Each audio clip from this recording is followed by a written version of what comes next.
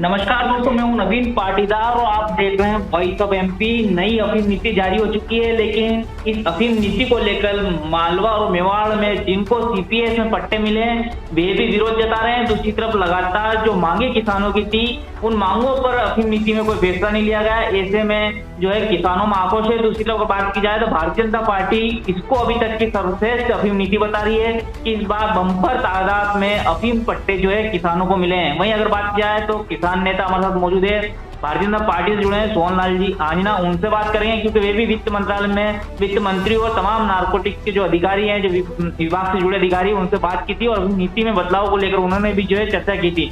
सोहनलाल जी, किस तरह की अफीम नीति मानते हैं आप, किस तरह की जारी हुई है?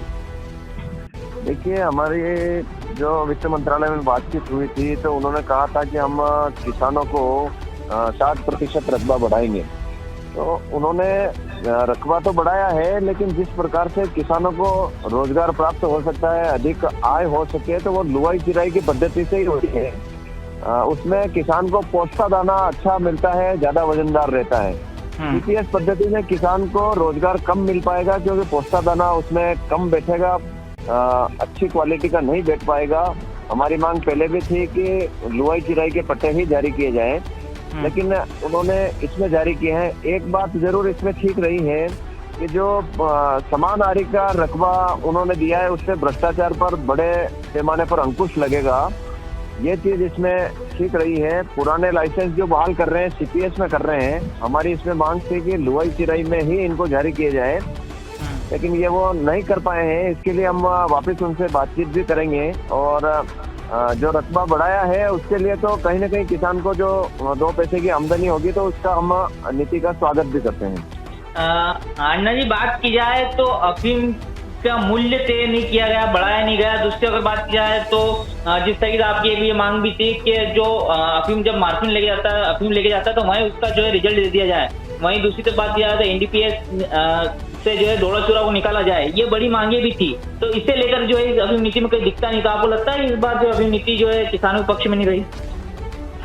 नहीं, वैसे तो एक तरह से किसानों को रोजगार मिलेगा, इसके लिए पट्टे बढ़ाए हैं, ये चीज माननी पड़ेगी कि किसानों के हित में है। लेकिन जो प्रारंभिक तौल केंद्र पर किसानों को जो मापदंड तय करके अफीम का रिजल्ट देना चाहिए, अंतिम रिजल्ट, उसके बारे में इस नीति में नहीं कहा गया है। दूसरा, इस नीति में जो होना चाहिए था कि भाई भाव बढ़ने चाहिए और भाव भी इसी नीति में जारी करने चाहिए, वो भाव इन्होंने जारी नहीं किए। तो इसके लिए भविष्य में हम लोग बातचीत करेंगे। हमें लगता है कि 15 से 20 हजार किसानों के जो पट्टे जारी होंगे इसमें, उनको कहीं ना कहीं रोजगार मिलेगा। आपको एक ये कमी नहीं लगती कि सीपीएस में जिनको पट्टे जारी किए हैं किसानों को, उनको ये तय नहीं किया गया अपनी नीति में कि एक आरी में कितना डोड़ा जो है यहाँ से तोड़ा जाएगा, कितना डोड़ा निकलेगा?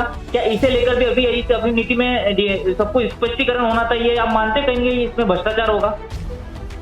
बिल्कुल बिल्कुल, इसमें बड़ी मात्रा में भ्रष्टाचार होने की संभावना बढ़ेगी, क्योंकि मिनिमम कितने किलो प्रति आरी किसान को डोडा देना रहेगा सीपीएस पद्धति में, ये तो नीति में ही जारी करना चाहिए था इनको, और इन्होंने वो नहीं किया है। तो ये कहीं कहीं संदेहास्पद लगता है। और आपको क्या लगता है इस अफीम नीति में जो किसानों के पक्ष में होनी थी लेकिन वो आपको कमियां लगती है? देखो, एक तो प्रारंभिक तौल केंद्र पर जो जांच इनकी होती है उसी को अंतिम जांच इनको मानना चाहिए, ताकि पारदर्शिता पूरी रह सके। ये इसमें होना चाहिए था, नहीं हुआ है। भाव जो प्रति किलो को किसान को देने हैं, कितने बढ़ाए, क्या बढ़ाए, ये इसमें नीति में नहीं किया है। तो ये कहीं ना कहीं भाव भी इनको इसी समय जारी करना था। दूसरा, इनको एक चीज और इसमें जो करनी थी कि भाई कहीं न कहीं डोडा चूरा जो है उसको नारकोटिक्स विभाग के निकाल करके आबकारी विभाग में डाला जाए और इससे एक्ट जो लगा रखा है वो हटाया जाए एनडीपीएस का। ये इसमें नहीं हुआ है। आने वाले समय में हम लगातार वापस वित्त मंत्रालय में मिलेंगे, बातचीत करेंगे और कैसे पारदर्शितापूर्ण ये नीति हो सके इसके लिए प्रयास करेंगे। फिलहाल किसानों को जो रोजगार मिलेगा, पट्टे बढ़े हैं, उसका हम स्वागत करते हैं। एक चीज और कहना चाहूंगा, 98 से लेके 2003 तक जो पट्टे थे औसत के आधार पर थे उस समय, और औसत में कमी नहीं की गई है। कहीं न कहीं वो किसान इस नीति से वंचित रहेंगे, उनके लिए भी प्रयास आने वाले समय में हम लोग करेंगे। आपने सही बड़ी बात कही। क्या आपको लगता है कि 5.9 जो है मार्जिन किसान दे पाएगा इस अपनी नीति में अगली बार अगर पट्टा लेना है तो? नहीं दे पाएगा।